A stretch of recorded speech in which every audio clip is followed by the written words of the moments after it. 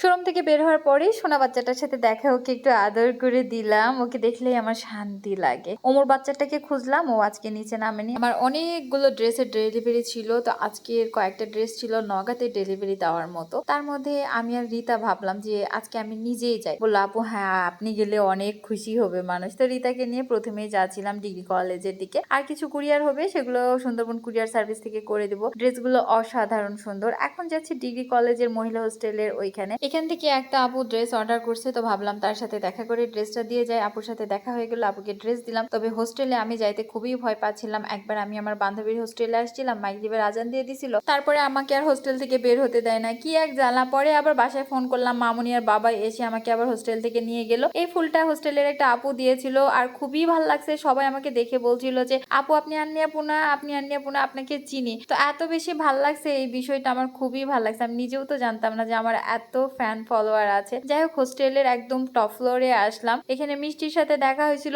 ওর বাসায় নাস্তা না করে আমাদেরকে যেতেই দিবে না। নগর মানুষ আর যাই হোক না হোক, আত্মীয়তা কিন্তু খুব ভালো করতে পারে এবং আপ্যায়নে তারা অনেক ফাস্ট। ওই হোস্টেলে থাকে, ওর জন্য আমাদের কিছু করা উচিত, কিন্তু হঠাৎ করে দেখা হয়ে গেল তার সাথে, উপরে চলে আসলাম। এই জন্য ওর জন্য কিছুই আনতে পারিনি, তার জন্য আমি সরি মিষ্টি।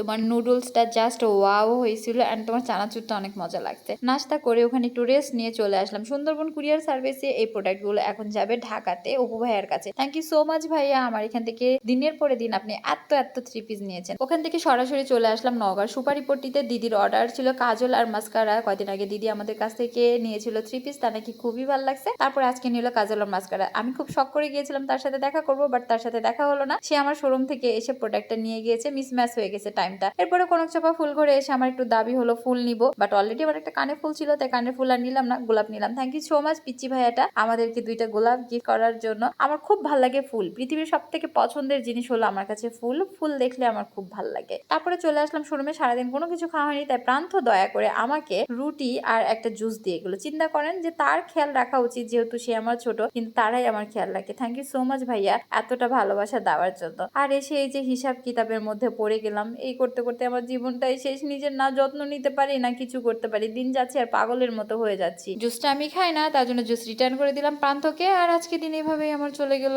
আল্লাহ হাফেজ।